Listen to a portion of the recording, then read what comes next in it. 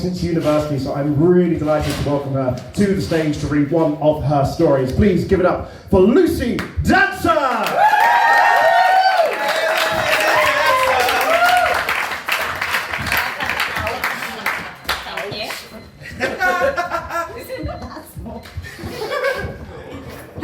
Hello, I'm Lucy. I'm here to tell you a story.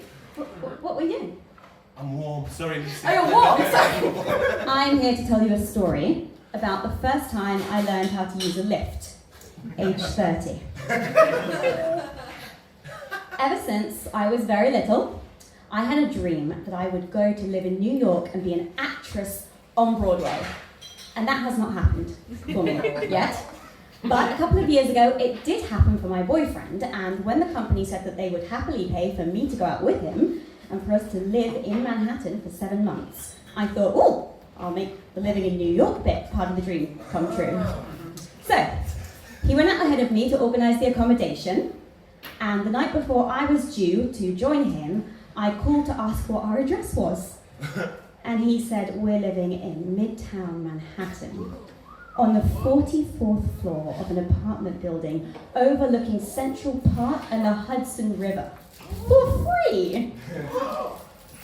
And I do understand that this was a once-in-a-lifetime opportunity to live in an incredible location. But when he said that to me, all I felt was sheer terror. Because, and keep in mind that my boyfriend knew this, I am scared of lifts. And not like a little bit scared, like I was 30 years old and I had never used a lift without someone accompanying me, and now I was about to live on the 44th floor. So I headed out, as planned, and you know what? The first few days were not awful. I mean, it's New York. I saw Broadway shows and I ate in incredible restaurants and I took photos of the very expensive fancy cocktails I drank, and everyone on Instagram was so proud of me for living my best life. But the truth was, I actually had zero independence. So that I wouldn't have to enter or leave the apartment without my boyfriend, I planned my entire schedule around his. So I made no plans, I accepted no invitations, and I could never just go home when I felt like it. So really, here I was in my dream city, and I was miserable and exhausted most of the time. And I was just about to give up and go home and wait for him to finish off his contract when my parents enter the story. Now, usually at this point in the story, I will describe my parents, but they are here tonight. So I will just say that they are very kind. They are very supportive. Also, they're quite involved in my life. Which, you know what, it can be very frustrating, but it did mean that when I called my mom and I told her about all the amazing things I was doing and all the cool stuff I was seeing, what she actually heard was, I am desperately trying to fill my time because I am too scared to go home. And to her, this was totally unacceptable. And as luck would have it, they were due to come out and join us for a few weeks, and they promised / threatened that when they arrived they would fix this. And sure enough, the day after they arrived in New York, there they were, 10 a.m, banging on my apartment door, dragging me out into the hallway and facing the bank of lifts. We stood, all three of us, my mum, my dad, and me, on the 44th floor. And my dad pressed the button, called the lift, got into the lift, and by himself he went up and down a few floors at a time. During this, he screamed consistently at the top of his voice so as to reassure me that if I did ever get stuck in a lift, someone would eventually warn me.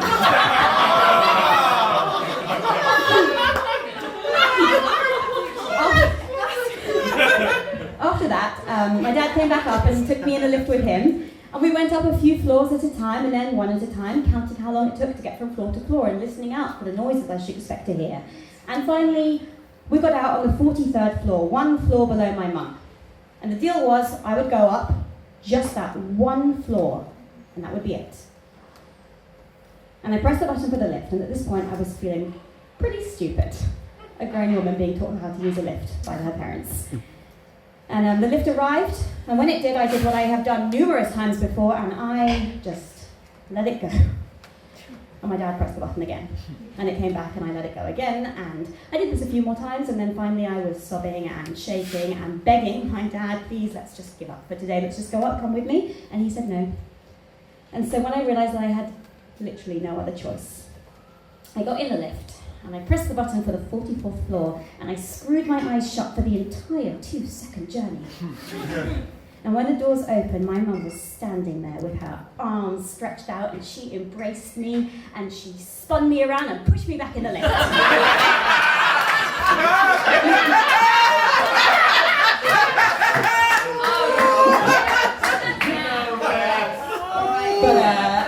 I got out before the doors closed. But you know what? I felt triumphant. And the next day, we did 2 floors. Thank you. The next day we did 3. We did more day after day until finally they actually had to go home because their holiday was over. And I kept going until I did 44 floors.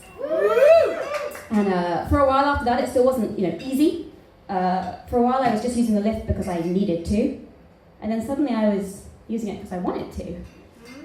And that was when New York opened up for me.